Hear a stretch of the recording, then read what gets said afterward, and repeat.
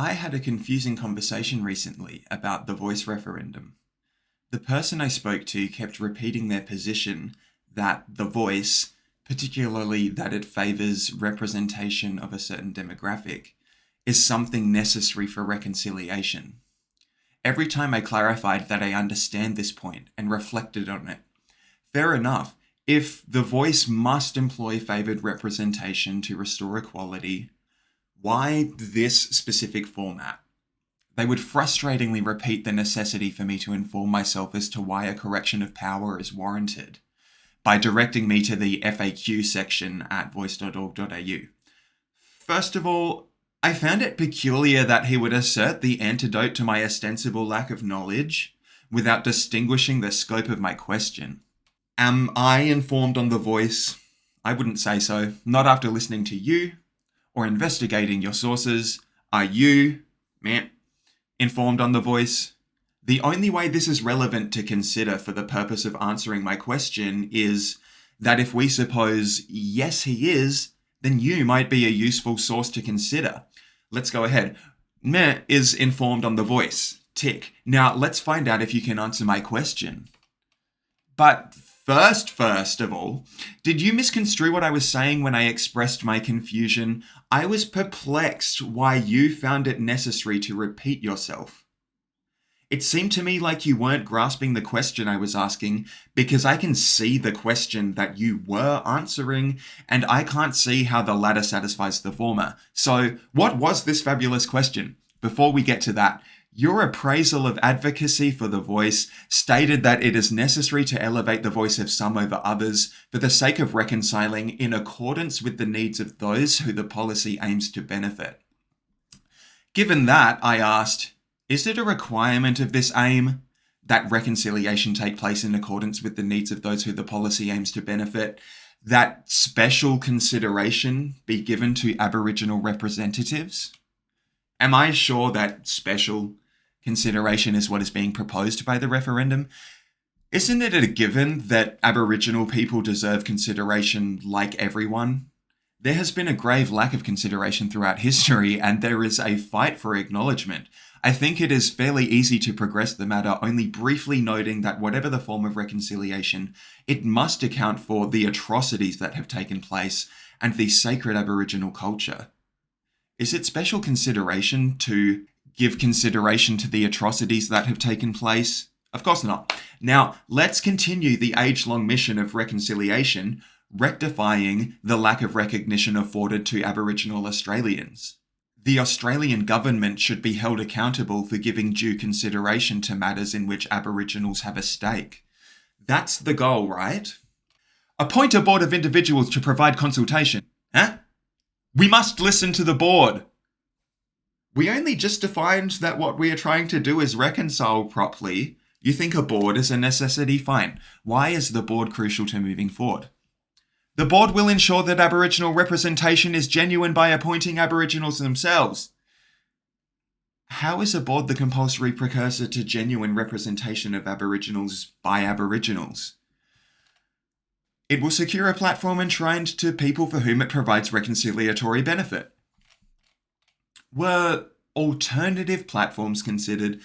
Could they all be proposed for voting? Is there any analysis of why the board idea is the correct one? Is it one preferred by the Aboriginal community? If so, are we told why the members of that community are given credence on this matter?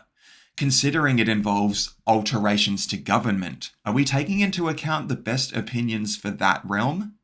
We don't need to think whether the Aboriginal population is more or less in a position to inform government policy. The quality of these people, which is important to highlight, is that they have lived experience. So the question is not whether we need information that comes from the lived experience of Aboriginal individuals, which we do, but whether government policy is something fit to be altered by anyone who may possibly be appointed to the board, or for that matter, anyone who is given special consideration. I embarked to determine whether the referendum proposes special treatment, yet I happen that such determination relies on distinction between those who are chosen to direct the power afforded by such alleged treatment and those whom would have no such recourse. By those without recourse, I refer to anyone or anyone influencing another who is not on the board. This may even exclude some members of the Aboriginal population. The aim is satisfied to the degree that government power accurately and empathetically comes to reflect the rights of Aboriginal people, which would be to treat them by the golden rule that they should be treated as we want to be. If we could imagine in our personal history a past akin to that of the Australian Aborigine, what would we expect to restore friendly relations? What would we wish from arrivals to our country when they veer horrifically, unforgivably from that ideal? This is my interpretation of why proponents of the voice are so inclined. They employ, or at least value, empathy. They wish the same consideration for others as they do themselves and respond to the turmoil they see. Is it insufficient to ponder what might be our own reaction in the circumstance of Aborigines throughout colonisation? Does an empathetic response require the insight of Aboriginal people into their own condition? Granted, such insight may be crucial to gather. However, the need to do so doesn't imply that granting a representative board is a necessity. It is a fair option to consider. Can one find this consideration? The referendum proposal follows a lengthy process with Aboriginal and Torres Strait Islander people to determine the right form of constitutional recognition. Quote FAQs voice.gov.au. I already granted that an empathetic response may require consideration of Aboriginal insight. Should this insight come from Aboriginal people? It is not difficult to imagine a suitable plan for reconciliation that would involve seeking insight about Aborigines from Aborigines. However, should this action be enshrined to favour Aboriginal people for the sake of reconciliation? Thought experiment. What would be the white person equivalent to the reception of a conciliatory governmental leg up such as that proposed for Aborigines by the referendum? Through what series of twisted fiction British colonists could be construed as victims isn't consequential here. Imagine for a moment that there was a similar referendum proposed for the benefit of these descendants. Would we not openly question the need for such representation? Of course, a key difference between this scenario and the reality is that there's no question about the atrocities dealt to Aboriginal Australians. Compare that narrative with the supposition that British descendants deserve an apology. The reason why we would be fast to question that supposition does not apply to our reality, where the credent need and direction of reparation clearly requires elevation of Aborigines. So that is it then, right?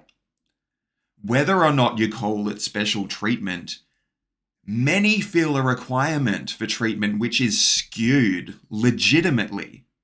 Indeed, there are situations in life where it makes sense for one party to receive more than the other. To what degree is the Aboriginal voice impoverished? In Australia, is the Aboriginal voice the most impoverished and in most urgent need of repair? Certainly, there is an understandable passion from advocates driven by a poignant history. However, consider, how much worse would the Aboriginal condition be if they did not already have an inveterate, growing community of empowered leaders fighting for recognition and improvement, having already seen vast improvement if you look back at the past? Now, jumping into an ice lake is a vast improvement to setting yourself on fire. Does that mean we want it? Can we assess how unbearable is the current state for Aboriginal Australians? Why assess for unbearability rather than a neutral measure such as severity? The reason why I want to benchmark the voice against such a strong scale is because the reason for its implementation is based on alleviating suffering from the past, or at least elevating Aboriginals to the same level of opportunity and consideration as other Australians. It is necessary to measure the level of opportunity and consideration involved, if only anecdotally, for all parties. As concluded, the Aboriginal community affords a great deal of reparation, and to some degree gets it. It was also assumed that reparation for British colonists hardly warrants equal reaction. However, are they the only two forces competing in our political realm? Advocacy for the voice can be considered in more general terms, since it was determined that its significance is attributable to relief of suffering. If it were not the case that advocates hope the referendum will improve lives, there would be no need.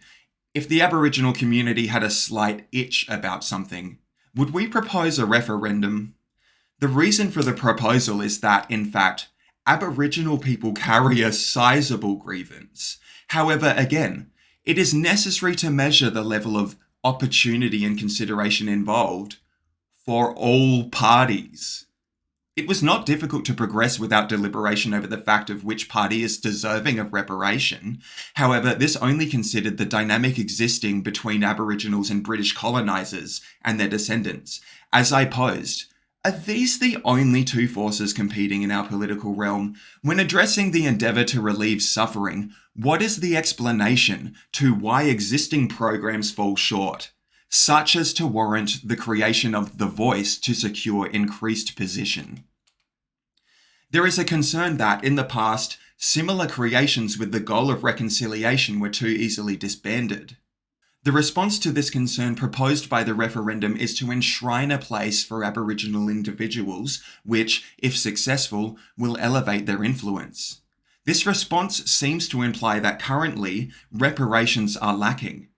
How severely lacking must current efforts toward reconciliation be to remain inadequate to forestall the contention stirred by a referendum and the enormous resources dedicated in hopes of reconciliation?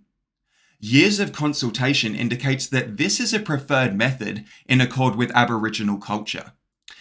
I raised the question earlier, were those consulted an appropriate source on which to base alteration of government?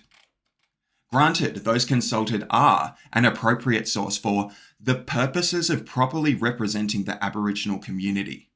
Does that make their opinion the deciding factor of whether a referendum or a representative board is a correct choice for government?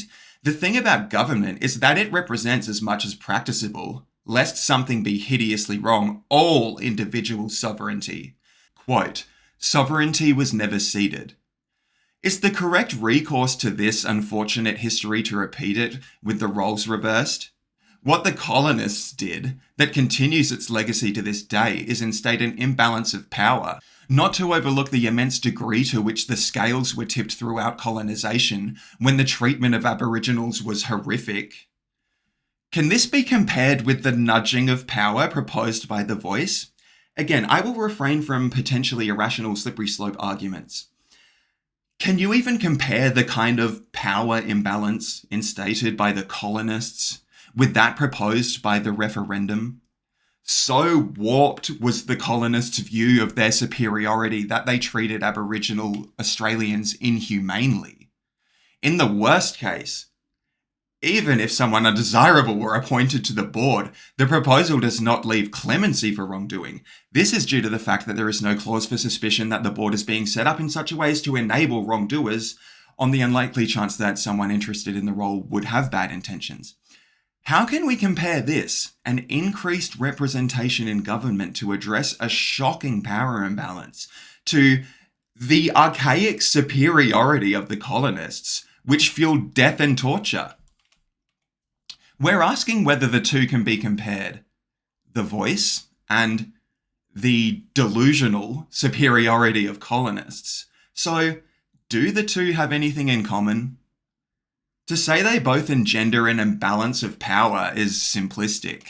Is the need for extra effort on the reconciliation front direr than the preservation of the ideal of equal consideration for all?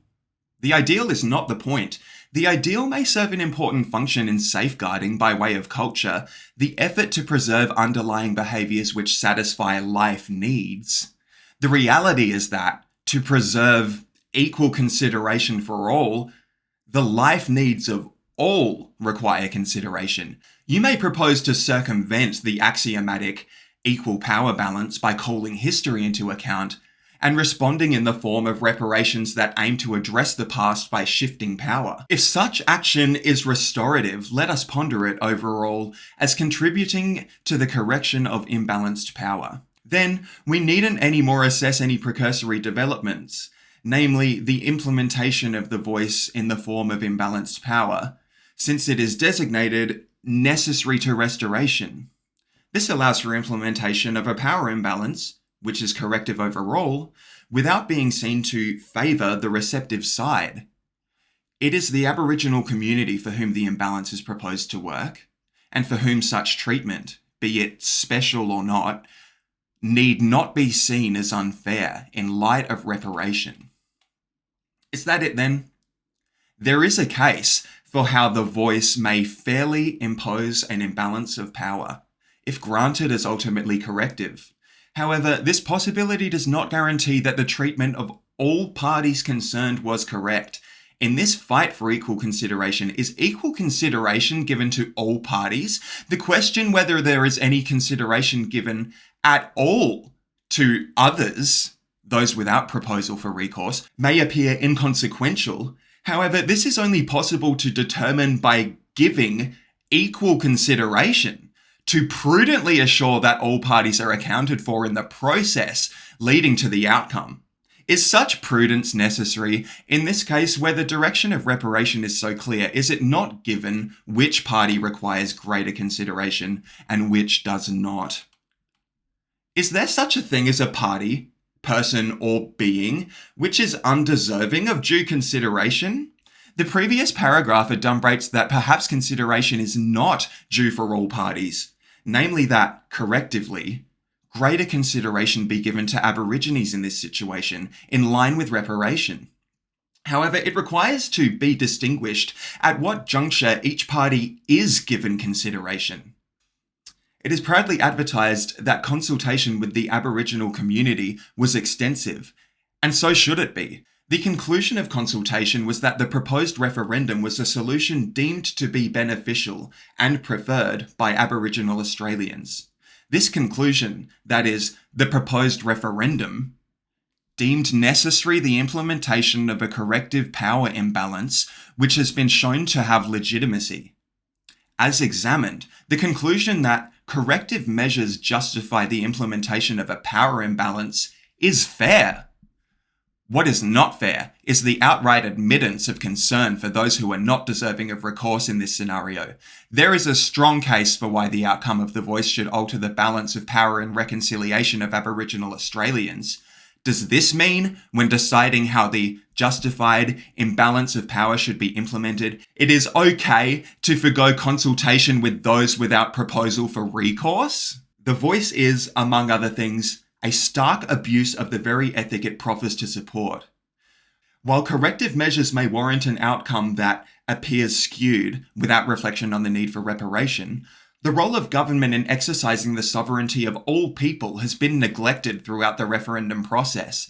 Is it consequential to consider the views of those without proposal for recourse, given the direction of reparation and given the outcomes are not geared towards them? It may appear they have little stake in the matter. However, in reality, there is something obviously effulgently at stake. What is it? Any implementation by government should reflect the sovereignty of all. This statement is credent in tandem with the referendum to the degree that the underpinning value of individual sovereignty for all, equality, is desirable, which it is. Throughout the referendum process, has the government reflected sovereignty for all? Whatever the outcome of the voice, it has been deemed reasonable that it skew. What is not reasonable is the negatively skewed representation dealt those with little stake in the outcome.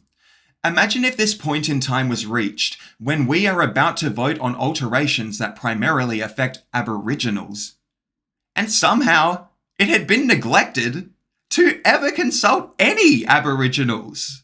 This is the very travesty which the voice proffers to rectify, yet consider a factor of the issue which does not primarily affect Aboriginals, but affects everyone. The issue was raised earlier that there has been, ironically, a failure of equal representation throughout the referendum process, such that those without proposal for recourse have received little consultation. Remember, the consultation required by those without proposal for recourse does not situate in a tense comparative to that of outcomes proposed by the voice. The outcome justifiably requires skew. This fact does not detract from the facets of the issue in which those without proposal for recourse do have significant stake. I end with reiteration of the claim that the voice proposes alterations to government which are of concern to those without recourse, and ask, did they ask? To what degree did they ask? And did it reflect sovereignty? Personally, I endeavour to ensure everyone has a seat at the table.